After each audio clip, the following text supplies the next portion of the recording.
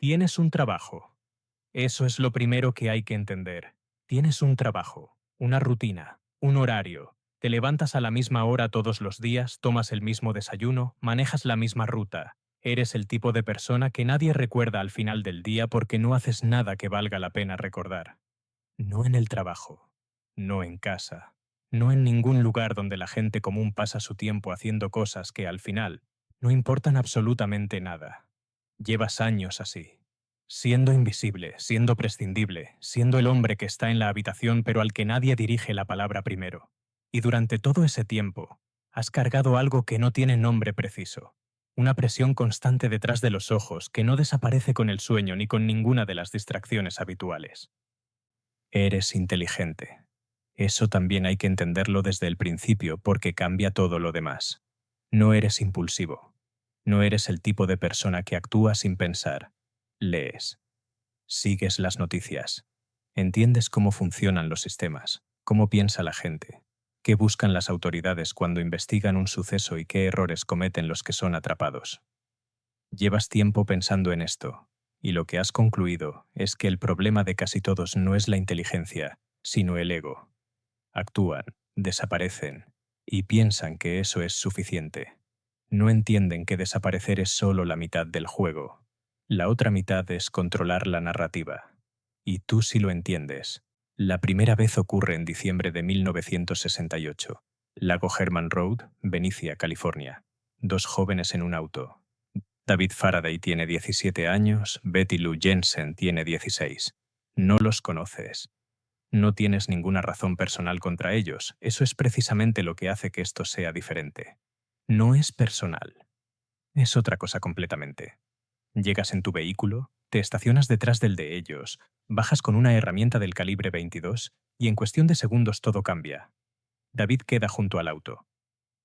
Betty Lou intenta correr, pero no llega lejos. Te vas, no corres. Manejas despacio de vuelta a la carretera y te incorporas al tráfico como cualquier otra persona que regresa a casa un martes por la noche. En el camino de regreso no sientes pánico. Hay algo más parecido a la claridad, como si una presión acumulada durante años hubiera encontrado finalmente una válvula de escape.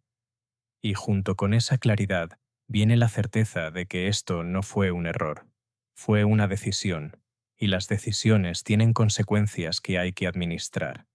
Pasas los meses siguientes observando la cobertura, los periódicos locales, las declaraciones oficiales. Analizas cada detalle que hacen público y cada detalle que ocultan, porque lo que una investigación reserva te dice tanto sobre su estado como lo que revela. Lo que ves te confirma lo que ya sospechabas. No tienen nada.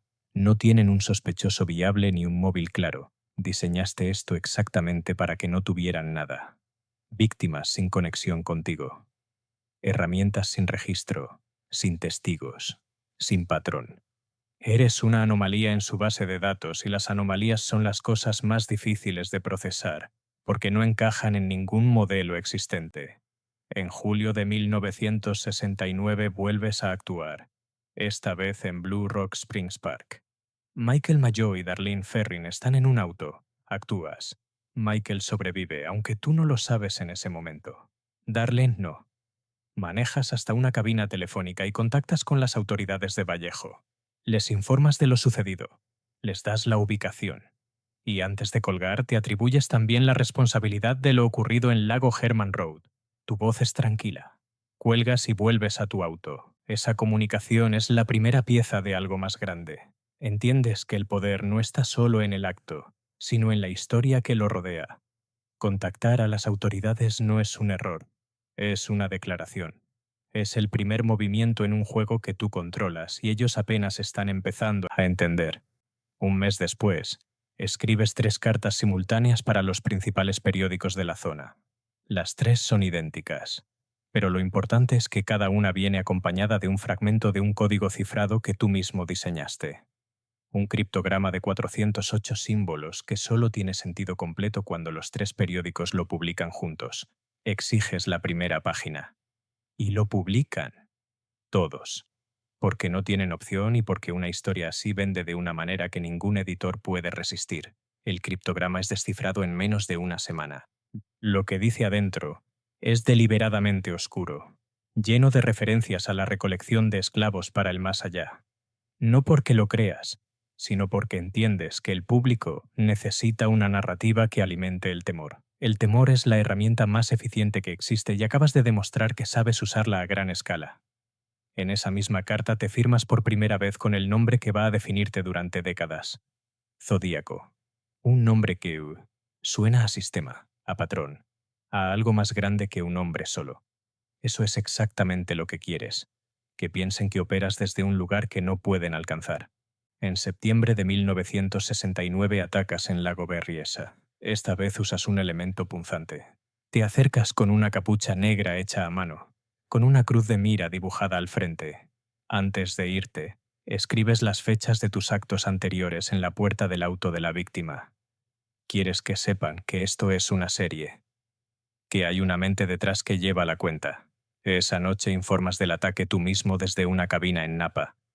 2 semanas después, en octubre de 1969, terminas con la vida de Paul Stein, un taxista en San Francisco.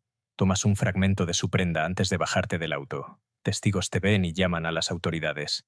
Te cruzas con oficiales en la calle y no te detienen por una confusión en la descripción física. Caminas. No corres. Llegas a tu auto. Te vas. Días después envías ese fragmento de tela al periódico junto a una nueva amenaza. Describes un plan contra un transporte escolar. No tienes intención de hacerlo, pero la amenaza paraliza a la ciudad, consume recursos y genera una cobertura mediática masiva sin que tengas que mover un dedo. El detective Dave Toschi se convierte en tu némesis oficial. Es metódico y persistente, pero la intuición sin evidencia no lleva a ningún lugar, y tú te has asegurado de que la evidencia sea mínima. Lo sigues desde los periódicos, evaluando cuánto saben realmente. La mayoría es especulación, y eso te dice que sigues adelante. Las comunicaciones continúan durante años. Algunas incluyen pruebas que solo tú podrías conocer. Otras son divagaciones diseñadas para reactivar el interés cuando la cobertura disminuye. Usas a los medios como intermediarios. Ellos lo publican todo porque tienen el mismo incentivo que tú, la atención. En 1970 simulas un pedido de ayuda a un abogado famoso. Describes una mente que se quiebra. No es verdad, pero mantiene a las autoridades esperando que te entregues. Y la espera consume más energía que la búsqueda activa. El recuento oficial de bajas confirmadas se detiene en 5, pero en tus cartas reclamas más de 37. Las autoridades no pueden confirmar cuáles son reales y cuáles son fabricaciones para inflar tu leyenda. Si no conocen el alcance real, no pueden construir un perfil preciso. Cada variable ambigua es una ventaja para ti. En 1971, las cartas empiezan a espaciarse. Ya eres parte permanente de la conversación pública. En 1974, comentas sobre cine en tus cartas, demostrando que eres una persona funcional que camina entre ellos, que el monstruo que buscan y el hombre común son la misma persona, y ninguno de sus métodos está diseñado para encontrar a alguien así. Los años pasan. Hay sospechosos, como Arthur Leigh Gallen, a quien dedican décadas de vigilancia. No eres él. Pero mientras él ocupa el centro de la atención, tú estás a salvo. La investigación acumula miles de páginas y decenas de detectives, pero las fricciones institucionales entre departamentos son tus mejores aliadas. En 2004, intentan técnicas forenses modernas. Buscan ADN en los sobres. No hay coincidencias claras. La muestra está contaminada, o simplemente no estás en ninguna base de datos porque nunca fuiste procesado por nada. Esa ambigüedad, décadas después, sigue protegiendo tu rastro. Te has convertido en una referencia permanente en la cultura y la criminología. Libros, documentales y películas reconstruyen tus pasos, pero al final, siempre terminan especulando. El filme de 2007 lo demuestra. Construiste suficiente incertidumbre alrededor de cada decisión como para que la verdad y la especulación sean indistinguibles. Eso era lo que querías desde el principio.